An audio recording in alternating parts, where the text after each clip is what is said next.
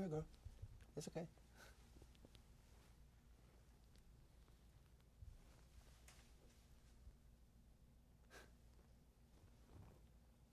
A mother's love is unfathomable.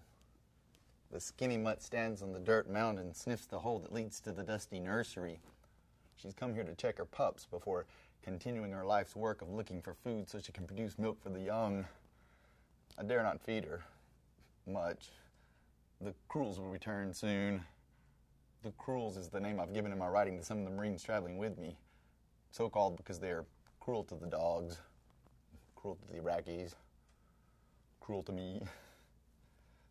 Anyway, I dare not feed her for fear she'd start hanging out, and I'm afraid somebody might hurt her.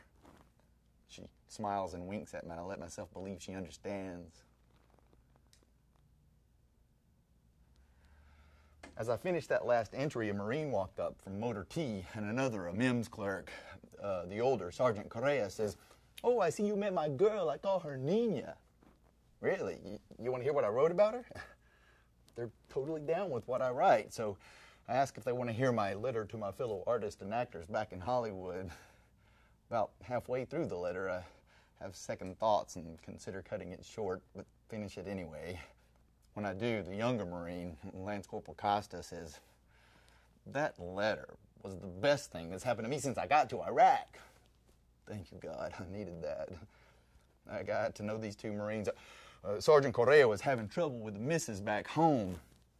She complains because I don't tell her I love her enough. I asked him a couple of questions. I said, did you know her dad? Did he tell her he loved her a lot? Or has she ever said to you, "You weren't listening to me right now, were you? What did I just say?" He says, "Yeah." I said, "Here's what you do." And I go on to play with him the same game I play with all my straight buddies back home. It's called Here's What She Was Thinking. I ought to be the sixth fag on Queer Eye for the straight guy. I could be the relationship guy.